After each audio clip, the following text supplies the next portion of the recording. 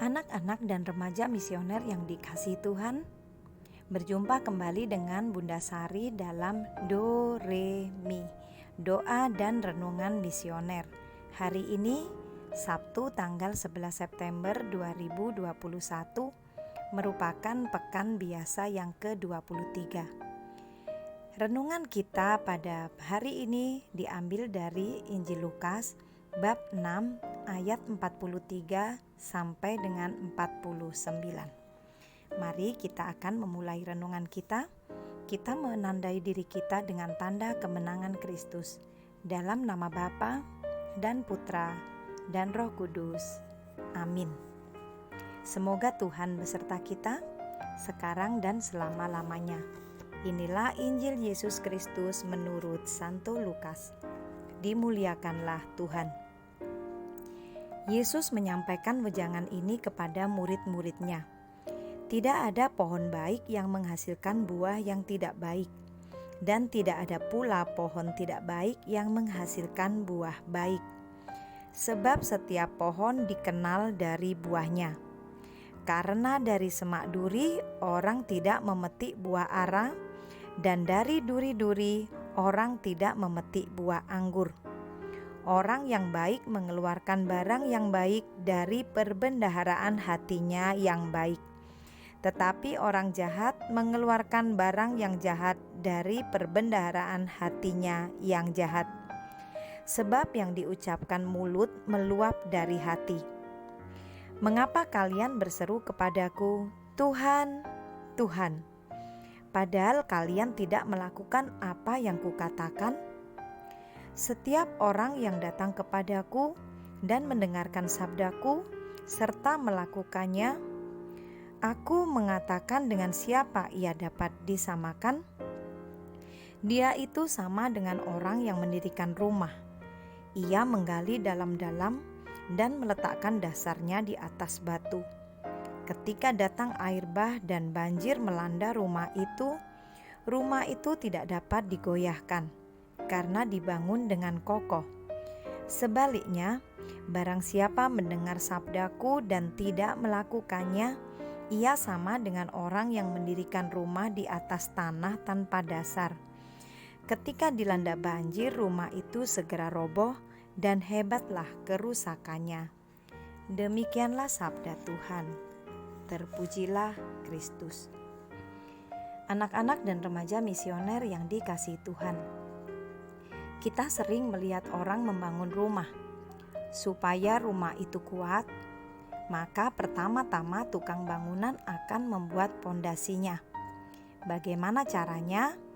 Tukang bangunan akan menggali tanah beberapa meter ke bawah, lalu memasang batu-batu besar dengan semen supaya kuat, dan barulah di atas pondasi itu dibangun tembok-tembok dan pilar-pilarnya untuk menjadi sebuah bangunan. Saat hujan, badai, dan bahkan banjir, rumah itu akan tetap tegak berdiri. Mengapa? Karena memang pondasinya dibangun dengan kuat. Kita juga sering pergi ke pantai. Pada saat di pantai, kita bisa membuat istana dari pasir. Kita akan menyusun pasir basah tersebut. Kita buat tembok-tembok. Kita buat menara-menara yang tinggi. Sampailah istana pasir itu terbentuk, jadi dan bagus. Lalu tiba-tiba ada ombak yang datang menyapu pantai. Apa yang terjadi? Ya, istana pasir yang kita buat tadi akan lenyap dalam seketika. Coba kita bandingkan dengan penahan ombak atau pemecah ombak yang biasa dibangun di sepanjang pantai. Penahan ombak tersebut dibuat dari batu-batu yang kuat. Bahkan kita bisa berlari-lari dan berjalan di atasnya. Ombak, gelombang datang menghantamnya. Apa yang terjadi? Bangunan itu atau tembok penahan itu tetap tegak berdiri.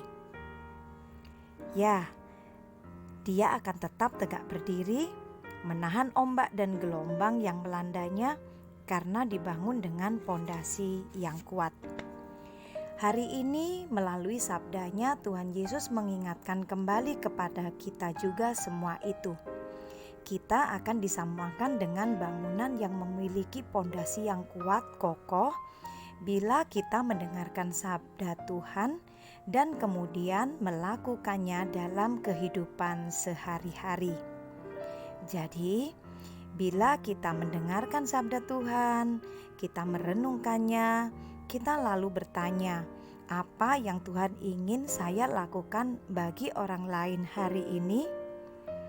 Setelah kita memahaminya, maka lakukanlah seperti yang Tuhan Yesus kehendaki. Pohon yang baik akan menghasilkan buah yang baik.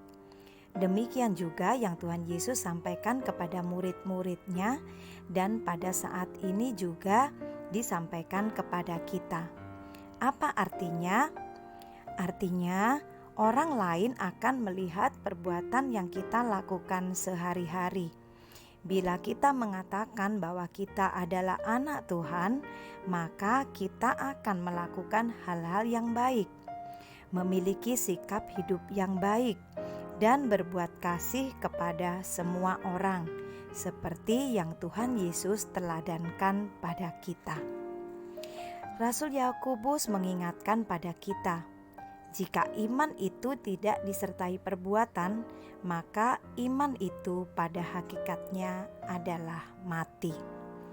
Semoga kita memiliki iman yang hidup, karena iman itulah yang akan membawa kita pada hidup yang kekal di surga. Semoga demikian. Amin. Mari kita bersama-sama berdoa, doa anak misioner Indonesia. Tuhan Yesus, Engkau diutus Bapa menjadi berkat bagi dunia, menjadi selamat bagi manusia. Utuslah kami anak-anak-Mu di Indonesia untuk menjadi sahabat yang kuat bagi yang lemah, sahabat yang rela berkorban bagi yang menderita payah, sahabat penghibur bagi yang sakit dan gelisah. Tuhan Yesus, kami pun ingin menjadi utusan-utusan kecil-Mu, teman setia bagi yang tersingkir terlantarkan, teman bicara bagi yang kesepian terlupakan, sobat yang gembira bagi yang sedih dan susah, sobat penuh penghargaan bagi yang tak dicintai. Tuhan Yesus, utuslah kami kini dengan bantuan Roh Kudus-Mu, menjadi garam dan ragi yang baik, menjadi terang dan obor yang cemerlang, membawa kegembiraan dan pengharapan. Tuhan Yesus, kuduskanlah badanku dan sucikanlah jiwaku. Ku persembahkan diriku padamu hari ini. Berkatilah semua anak dimanapun juga. Berkatilah semua orang yang kami jumpai, siapapun juga. Amin. Bapa kami yang ada di surga, dimuliakanlah namamu, datanglah kerajaan-Mu, jadilah kehendak-Mu di atas bumi seperti di dalam surga. Berilah kami rezeki pada hari ini, dan ampunilah kesalahan kami, seperti kami pun mengampuni yang bersalah kepada kami. Dan janganlah masukkan kami ke dalam pencobaan, tetapi bebaskanlah kami dari yang jahat. Amin. Salam Maria, penuh rahmat, Tuhan sertamu. Terpujilah engkau di antara wanita, dan terpujilah buah tubuhmu Yesus. Santa Maria, Bunda Allah, doakanlah kami yang berdosa ini, sekarang dan waktu kami mati. Amin. Kemuliaan kepada Bapa dan Putra dan Roh Kudus, seperti pada permulaan, sekarang, selalu, dan sepanjang segala abad. Amin. Anak-anak dan remaja misioner yang dikasihi Tuhan dimanapun berada, selamat berakhir pekan. Jangan lupa esok hari kita akan beribadah bersama, merayakan Ekaristi bersama. Semoga kita semua selalu dilindungi, dibimbing, dan diberkati oleh Allah Bapa yang Maha Kuasa, dalam nama Bapa dan Putra dan Roh Kudus. Amin. Jangan lupa selalu mendoakan teman-teman dimanapun mereka berada, terutama yang kita tahu bahwa teman-teman kita sedang bersedih hati atau sedang mengalami sesuatu. Selamat menikmati akhir pekan, tetap sehat dan semangat. Tuhan Yesus memberkati.